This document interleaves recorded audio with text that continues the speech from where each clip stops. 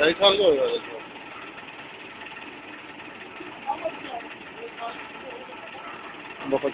पता क्या बात है, जब ये 2 दांत तोड़ लेता है ना, इसमें 2.5 साल के करीब हो जाते हैं। जी जी